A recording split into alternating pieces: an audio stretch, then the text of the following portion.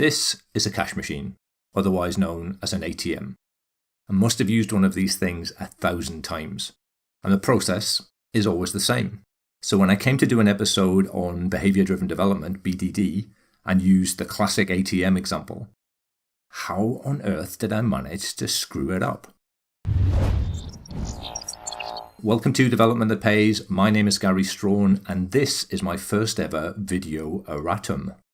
Yes, I did have to look that word up, and when I did, I found an even more interesting word, corrigendum. So welcome to my first video corrigendum.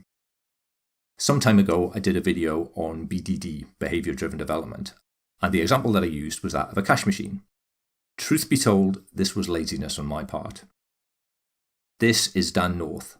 He's the guy who coined the term Behaviour Driven Development, and presumably the abbreviation BDD. And this is the post that kicked it all off, introducing BDD. If you go to this post and scroll way down the page, you come to what Dan describes as the classic example of an ATM machine.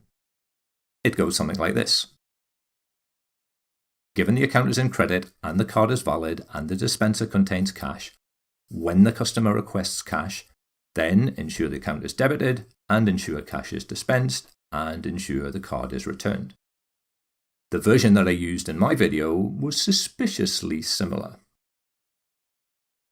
Given the account balance is £100 and the card is valid and the machine contains enough money, when the account holder requests £20, then the cash point should dispense £20 and the account balance should be £80 and the card should be returned.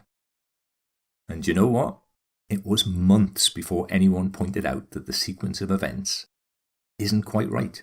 Can you see what's wrong? In any cash machine I've ever used, you need to take out the card before the money is dispensed. Very embarrassing, but okay, let's just get on and get this fixed.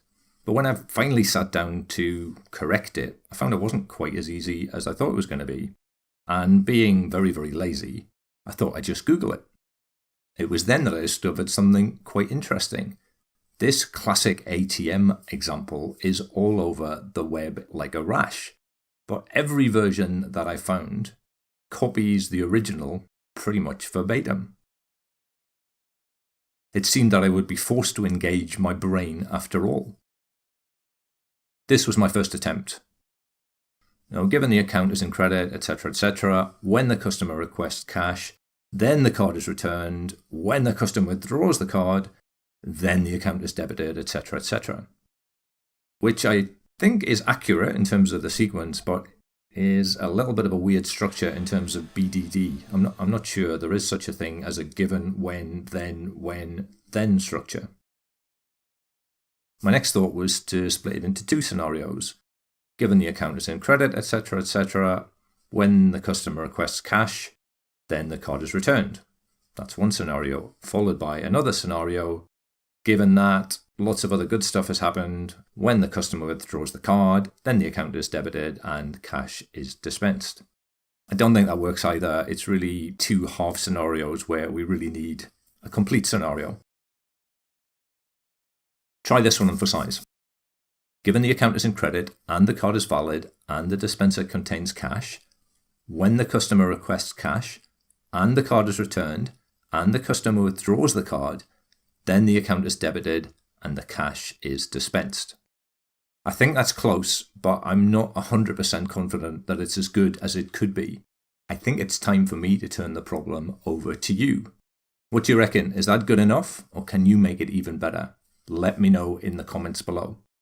Oh, and before you go, if you don't yet have a copy of the TDD versus BDD cheat sheet, I'd encourage you to grab your copy right now. You'll find a link to it on or around this video. Click the link, follow the instructions, and it's all yours. As with all Development That Pays cheat sheets, it comes with free upgrades for life, so any mistakes that it may have, perhaps related to the ATM example, will be corrected and a new version will be sent to you post-haste. That's just about it for this time. Thank you very much for watching. If you enjoyed this video, please click to like, share it with your network, and click right here to subscribe for a new episode every Wednesday. I look forward to seeing you next time. Cheers for now.